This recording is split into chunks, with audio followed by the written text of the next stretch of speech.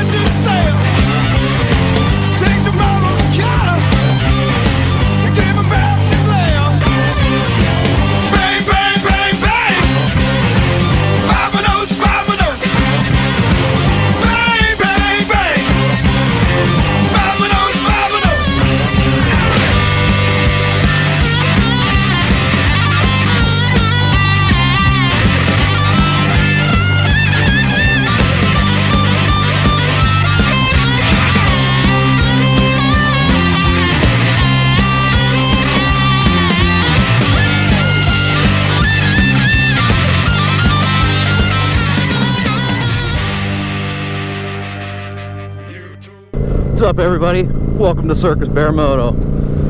So today I want to talk about my motorcycle, why I picked my motorcycle, and some of the modifications I've done to it to, make it mine. And that's the thing with motorcycles. A lot of people are into going out, spending their money, buying these, custom, factory custom Harley cruisers and whatnot. That's great. If you can afford that, go for it. I think a lot of them look great, perform great. They're great bikes. I love Harleys. But they're fucking expensive.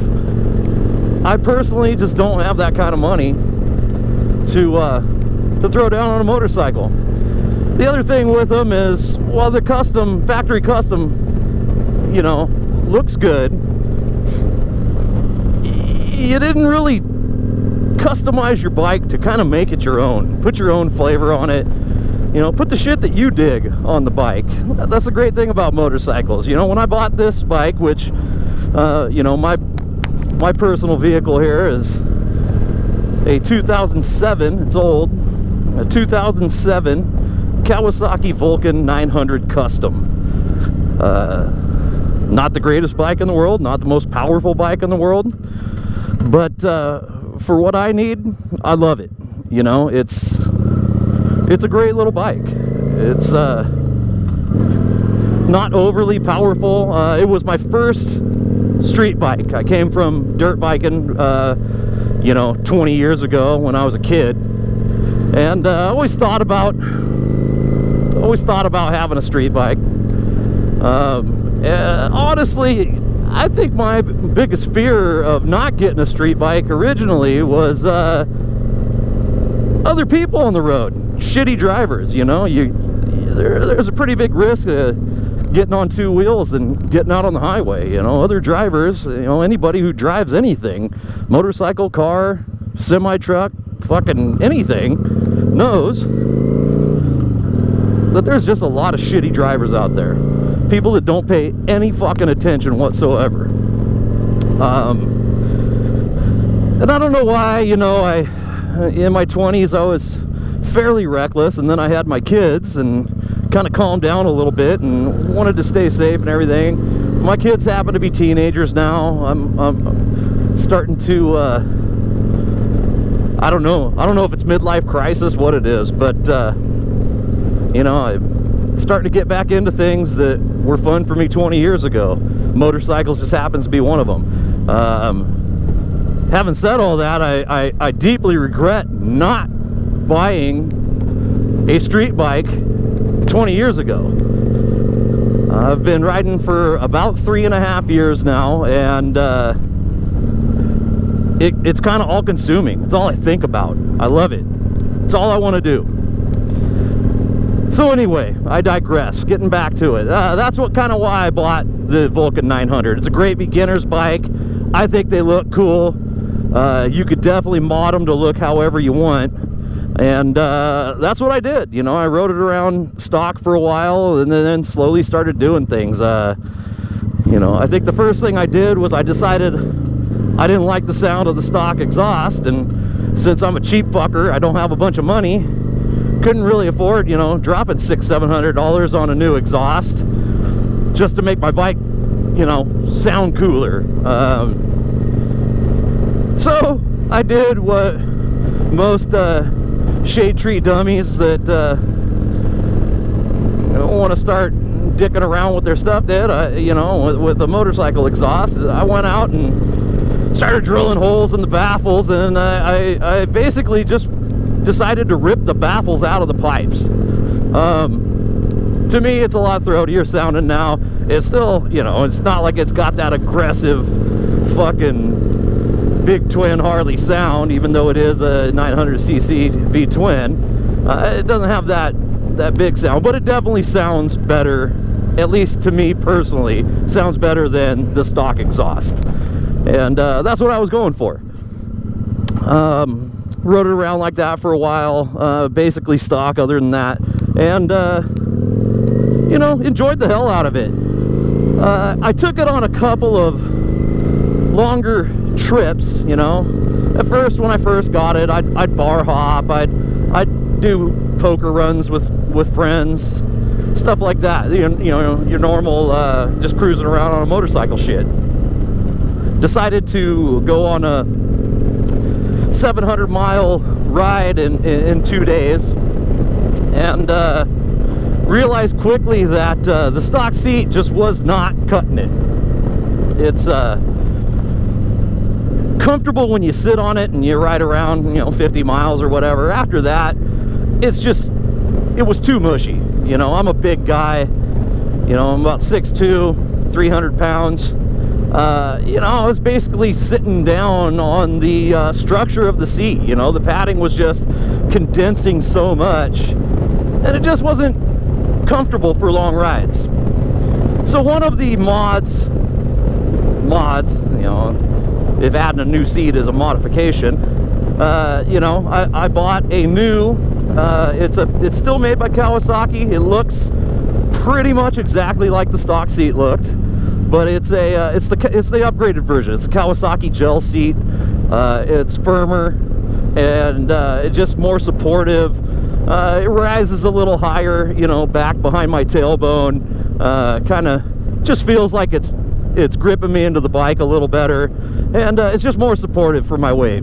I recently did that plus a lot of other mods to go on a really long cruise. A friend of mine and I, we went to we live up here in Northwest Oregon, and we rode down to southern Utah and back. You know, we took a week off of work, went for a big ride down to the desert, had a great time, but I knew after a couple of years of riding my bike the way it was that it just wasn't going to cut it for that trip. So I'm gonna kind of go through the modifications that I did before that trip. I'm going to start with well, let's start with this right here. This is the Memphis Shades bullet fairing. I think most people that ride know about Memphis Shades. They make great aftermarket fairings. A lot of people say this is the club style fairing or whatever. The bullet fairing, I like it. I'm not a big fan of having the big batwing fairing on bikes that weren't really meant for them. You know, it can kind of start to look goofy.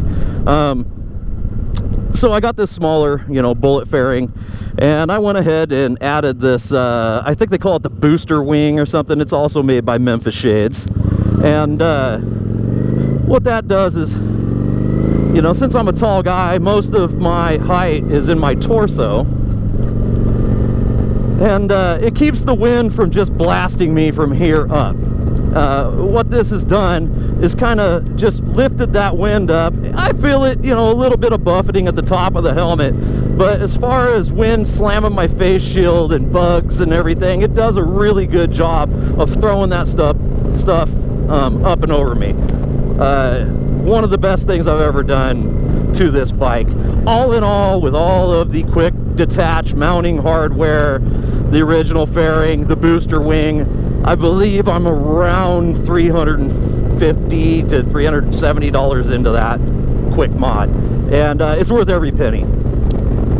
Okay, mod number 2, I wanted something a little more comfortable on my hands than the stock grips, so I went with these Avon air cushion grips. They're kind of an aluminum tube, and they've got these kind of, I mean, they're semi-hard, but got some squish to them. These rubber grips. I've found that I don't feel like I'm hanging on as tight anymore.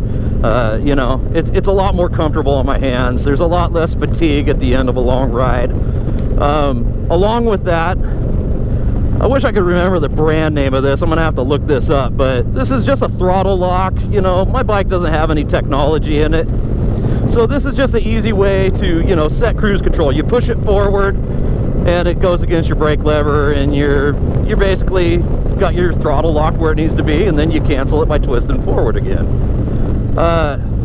Again, worth its weight in gold. I think I maybe paid like, I don't know, 20 bucks for that. It's hard to remember, it's been a little while, but you know, for about $20, it gives you that opportunity on long rides to kind of, you know, shake your right hand out. You know, it's kind of a good way to not cramp up as easily. So I love it. You know, it's great.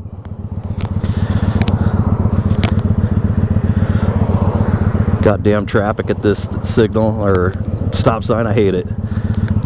It's always a nightmare. I should have gone another way. Mod number 3 would be the mini floorboards that I installed. I think you can see them there. I'll get you a close-up shot of what those look like. Those are made by Kuryakin. They are basically, you know, you replace your stock foot pegs with them. It's not like having a full floorboard in a mid-control position. I ride with forward controls. That's the way this bike is set up. Thank you. And you know, it's the way I'm comfortable riding. I like forward controls on my bikes. And what this does, they're about, oh, I don't know, half the length of my foot. I wear size 12s, and it just gives me a nice solid kind of platform to throw my feet on. A lot more comfortable than a stock foot peg. If you're interested in anything like this, I would highly suggest that. Let's see, I put new brakes on. Nothing real big to talk about there. It's just I needed fucking new brakes, so I threw some new brake pads on. I think I went with like a high dollar EBC, like fully sintered brake pad. At first I actually went with some El Cheapo brake pads off of Amazon. They were absolute fucking garbage. They wore out extremely fast. Got brake dust all over goddamn everything. I'm still cleaning brake dust off of these wheels. Don't skimp. Get some decent brakes if you're gonna do it. Let's see. I custom made a sissy bar for the back because I was going to need a place to tie off a lot of gear and a tent and everything. We camped for a lot of our trip. So I'll put some close-up shots of the custom sissy bar that my buddy and I fabricated, welded up, you know, made the brackets and everything, mounted it to the bike. I think it's cool. I put a little bit of my own flair on it, which you'll see in the pictures. And let's see, what else? New tires. I put on some Shinko 777s. Again, I'm kind of a cheap ass. You know, I didn't want to drop the money on you know, a new set of high dollar Michelins or Avons. I checked a lot of different reviews, went on Revzilla. A lot of people really dug these Shinko tires, and you know, I've put maybe 4,000 miles on them since they've been on the bike, and they ride great. They're smooth, no complaints whatsoever. I definitely would purchase those again. I think the last mod that I can think of at the moment was I added some kind of fake leather saddlebags on. Again, I didn't go with something super expensive. I got on I believe Viking saddlebags. They're from like Viking Leathers or vikingbags.com, something like that. I'll put a link in the description. I'll put a link to everything in the descriptions if I can figure it out. I'm not that tech savvy. This is my first moto vlog, so we'll see how it turns out. They're just kind of a medium-size lockable, not super hard bag. It is lockable. I mean, I guess it's an honesty lock, you know. It's going to keep the random guy that's just kind of looking to quickly pop open your bag and see what's in there. If somebody really wanted your shit, you know, I know, like, if I was stealing your shit, I could definitely get into it. I'm pretty crafty. It wouldn't be that hard. But I'm not going to steal anybody's shit. I ain't like that. Then, I guess last but not least, this bike was kind of a red and chrome color scheme. It didn't look bad, but I bought it used. I had to kind of take what I could get, and I wanted to see what other color schemes would look cool on it without dropping a ton of cash. So I went the Plasti Dip route. It's temporary. If I don't like it or it gets fucked up, I'll peel it off, you know. But just playing with different looks for the bike, I went with just a flat black, you know, your standard spray on rattle can of Plasti Dip. And then for some of these chrome parts, you can see this this Speedo bezel here, and I did a few other parts down by the engine, like the coil cover and the airbox cover, shit like that. I went with like more of a gunmetal gray. I think it looks cool. I dig it. It came out pretty neat. One huge downfall, especially of doing your tank, is gasoline and Plasti Dip, they don't like each other. Gasoline is just going to straight fucking eat through this stuff. I figured that out. Well, I already knew that, but I saw the real damage that can happen with a gas station mishap while I was on the road down in Nevada. The pump was fucked up, and I ended up getting gas all over this, and it just ate the shit and blistered it up. And I rode, you know, the next 1,500 miles or so with just fucked up looking paint. It was fine. The paint was fine underneath. I got home and I peeled it all off, and I had some left, so I just quickly Plasti Dipped it again. Until I run out of the shit, you know, I'll keep doing that. If I want to go with black, you know, permanently, I can always take this stuff off and, you know, paint my tins, throw it all back together for, you know, fairly cheap. I'm pretty handy. I think I could do it myself. But for now, Plasti Dip works pretty good. You know, I wish I had gotten into the moto vlog thing before my trip to Utah. It was kind of while I was on the road that I really started thinking, man, it would have been really cool to document this whole trip. And unfortunately, you know, I'm not a great photographer or anything, and you know, I took some cell phone pictures and stuff, sent them to my wife and kids, and hey, look at all this neat shit I'm seeing. But it would have been really neat to kind of just vlog that whole trip. So in the future, I'm gonna do that. I plan on going on at least one, I'm already in fifth, at least one big trip a year, along with other, you know, events, you know, bike nights, rallies, poker runs. If this COVID-19 bullshit ever ends, where we can actually go out safely, you know, again, with, you know, we'll record some of the bar hopping that I do with some of my homies.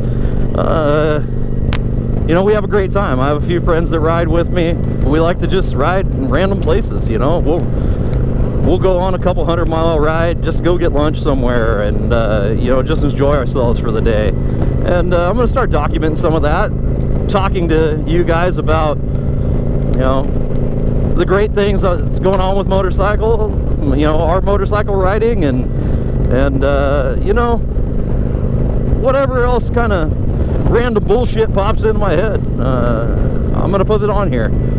Hopefully you guys like it. If you do like it, do me a favor and go ahead and hit the subscribe button down there and give me a thumbs up. This is my very first YouTube experience, so hopefully my content just gets better and better, and you know, we'll see how good it turns out. Bring you all along for the ride.